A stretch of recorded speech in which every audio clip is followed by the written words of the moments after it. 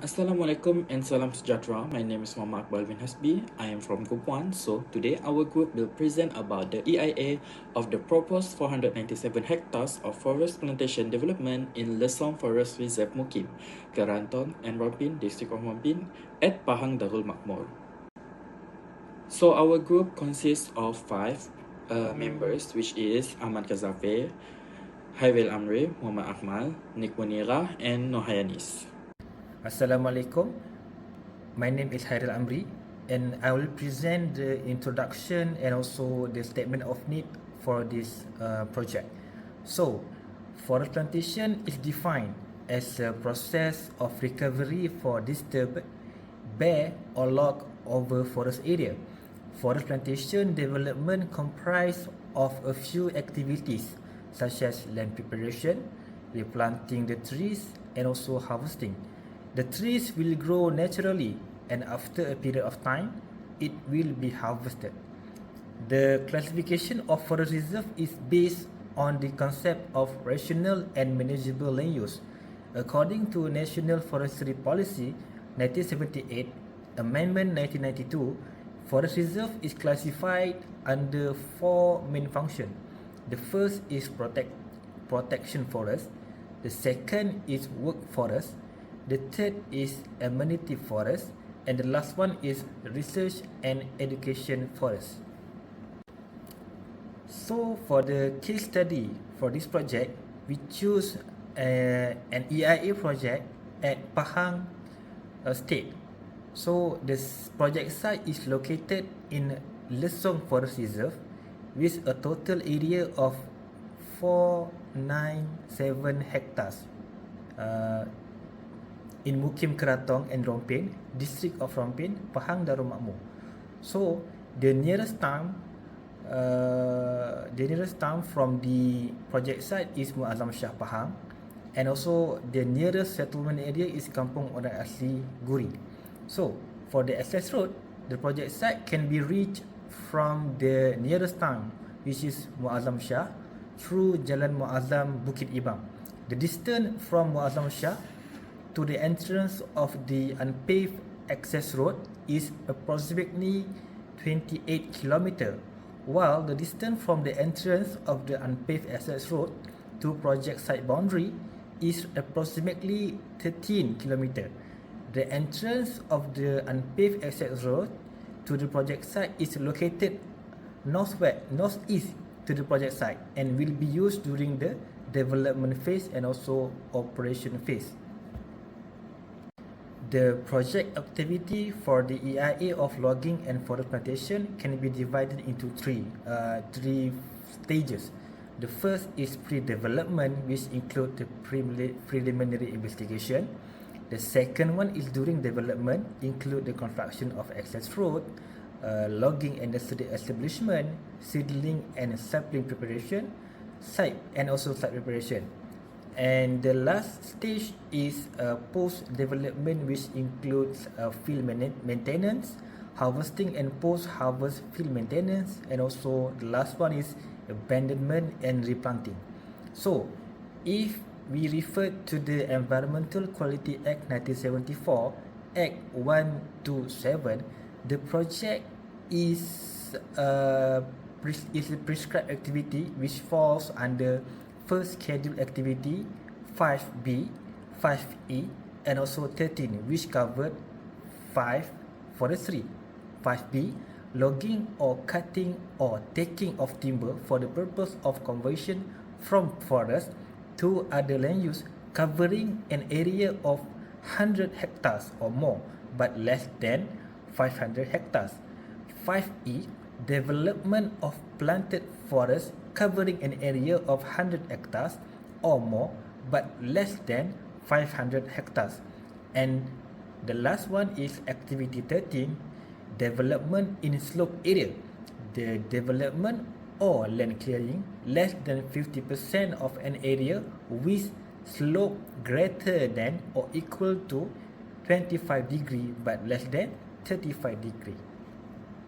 So for the statement of need, forest plantation is already recognized and become as an essential part of the strategic development plan for the suitable management of forest resources in Malaysia. Establish of forest plantation may result to direct benefit and indirect benefit. Malaysia is one of the world's largest exporter of tropical timber or timber product and the 10th largest exporter for furniture with over 183 export destinations. Malaysia has also established itself as a major producer and exporter of sawn timber, panel product, and particle board, flooring, doors, and other joinery product. So, the beneficial aspect of the project would include the following. Introduce forest plantation with higher productivity would reduce pressure on the forest reserve to promote establishment of forest plantation for future sustainable timber supply as well as to increase the investment in the timber industry. The beneficiary from plantation forest will not only be the obvious downstream woodworking mass that produce indoor and outdoor furniture, but also mills that manufacture molding doors and flooring.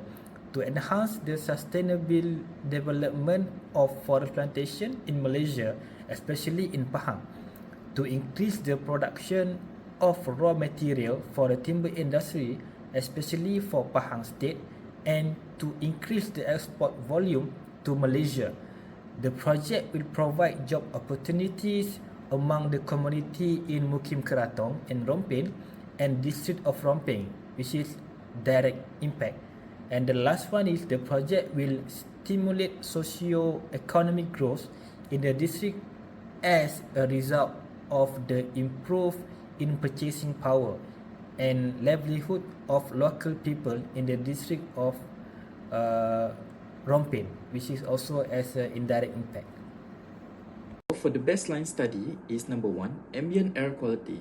Ambient air quality was assessed using a portable air volume sampler deployed over a continuous 24-hour period at two strategic locations, such as near a human settlement, and the other one is at the boundary of the project site.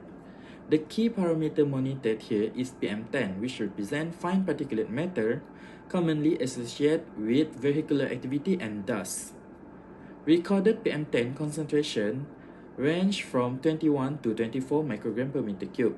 These values are significantly below the Malaysian ambient air quality standard of 150 microgram per meter cube, indicating that the air within the zone of study is a good quality.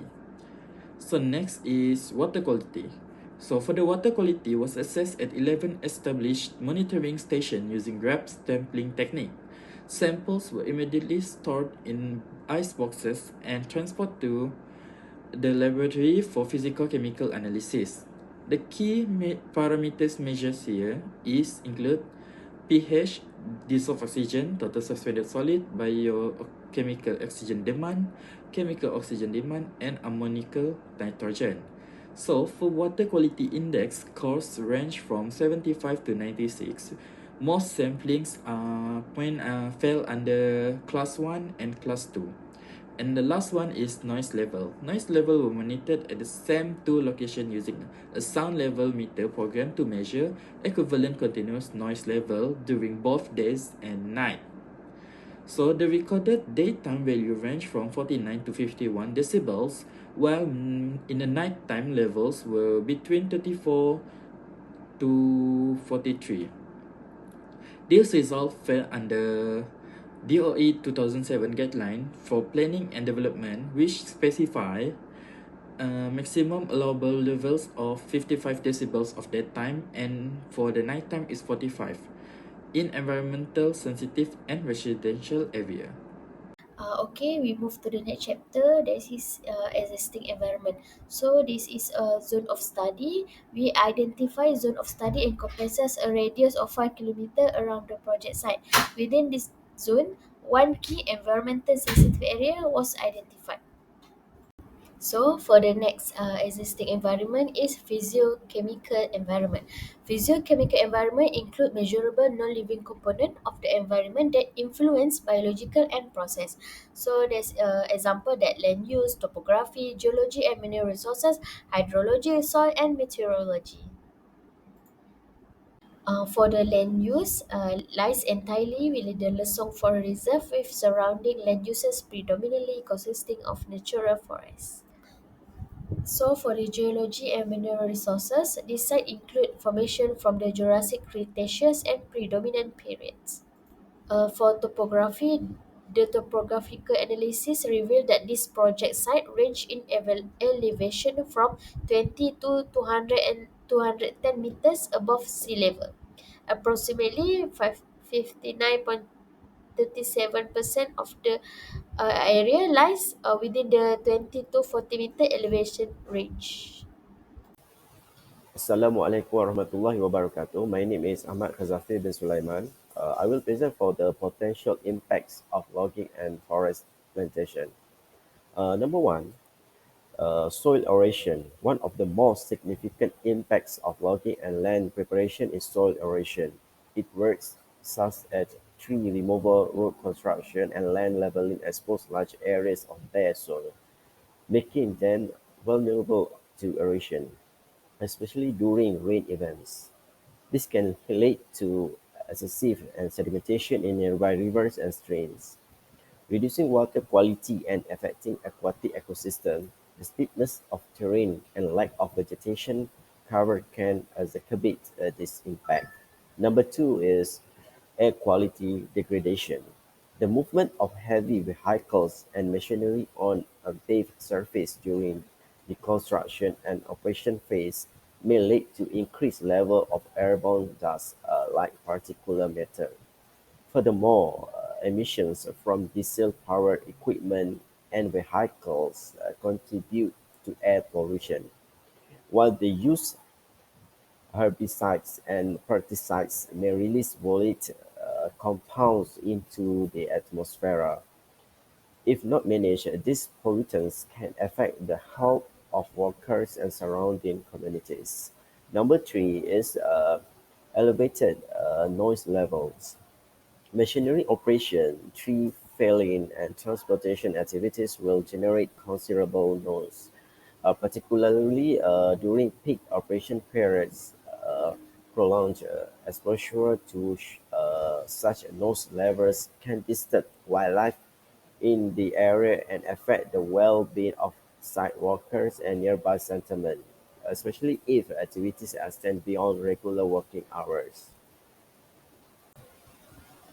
Next, for the number four is water quality deterioration. Logging activities may lead to increased turbidity and total suspended solid TSS in rivers due to soil displacement and runoff. In addition, improper storage and use agrochemicals, lubricants, and fuel can lead to contamination of water bodies through surface runoff or accidental spills. This may impact aquatic life and communities that depend on these rivers for water supply and fishing. Number five, for the flora degradation, the removal of native vegetation will directly result in habitat loss and may reduce biodiversity. The loss of vegetative cover can also contribute to soil erosion and disrupt the natural hydrological cycle. Sensitive flora species may be permanently lost if not properly identified and protected before project execution. And number six, flora disturbance and habitat loss. Logging and plantation development will inevitably disrupt animal habitats through tree removal and increase human activities. Many species, especially mammals and birds, are sensitive to habitat change and noise. This may lead to migration, population decline, or conflict with humans. Wildlife corridors may also be interrupted, affecting ecological connectivity. For the socio-economic impacts, While the project may offer employment opportunities for local residents, it may also affect traditional Orang-Asli foraging areas and river water quality, which is crucial to their livelihoods. Human-wildlife conflict may increase as animals are displaced. Without inclusive planning, the project may generate community resentment or dissatisfaction. Further waste generation and improper disposal. Activity on site will generate various types of waste, including scheduled waste like oil, grease, sewage, solid waste, and chemical residues. Improper handling or disposal may lead to environmental contamination, particularly if waste enters nearby waterways or is left unmanaged in open areas. For the last is health and safety hazards. Project workers and nearby communities, including Orang Asli populations, are at risk of various health hazards. These include zoonotic and vector-borne disease due to increased exposure to wildlife and insects, waterborne illness from contamination sources, and the effects of noise and air pollution. The introduction of external workers may also increase the risk of infectious disease transmission if no proper preventive measures are taken. Assalamualaikum and very good day. So my name is Unira. So I will be presenting for the mitigation measure part. So let's begin with our first group of impacts, which is the soil erosion. So to prevent the soil erosion that caused by earthworks and also vegetation removal, we will implement the LDP2M2 tools like sediment basins, riparian buffers, and perimeter drains. So these structures help to slow down and filter runoff. And the second one is to plant the cover crops on the slopes. Also organize the projects into the blocks and sub blocks. This will help to further stabilize the land and also reduce the erosion risk. So the next impact is for the quality measure. The measures include by limiting the vehicle speeds on site and also regularly spray water onto the unpaved roads to suppress the dust. And the second one is the all machinery will be maintained to reduce emission. Uh, the open burning also prohibited in the site area. Other than that, we also have the biological control to be used in managing the forest plantation and the frequency, dosage, and timing of the chemicals application will need to be monitored closely. As for the noise, the third one, we will restrict the activities to daytime hours only. So it will be only between 8 morning and 5 evening. So noise, the second one is noise barriers will be also maintained, such as the existing vegetation that will be regularly serviced and maintained. So, and the third one is to modify any existing old equipment with damping materials and mufflers to lower the operational noise. Okay, next we will look at the mitigation measures. The next one is water quality. So to preserve the water quality, we will implement the continuous monitoring, avoid applying agrochemicals during rainy seasons, and also build proper storage for the fertilizers and also hazardous materials. There will also be the regular maintenance of vehicles that can help to prevent the oil and grease leaks or any spills will be securely contained. So the second, for flora, the vegetative buffers will be replanted along rivers and streams. So and also the logging and planting will be done in phases and concurrently to minimize the ecosystem disruption. Uh, if there's any unhealthy vegetation or bare soil, it will be identified and restored through regular monitoring. And the third one is our to protect our local fauna, especially in the forest areas. The dogs will be prohibited on site, and trenches will be constructed to guide animal movement. There will be also a permanent guardhouse set up, and the team will have a close collaboration with the Department of Wildlife and National Parks to ensure the expert can give their input on how to handle this matter. As for the wildlife trapping and hunting, it is strictly prohibited with clear warning signs and also legal enforcement. So there will be a wildlife monitoring team established. And the last one, the riparian buffers, it will function as natural corridors for the animals. Lastly is the mitigation measures for the waste management, socioeconomy, and also health and safety.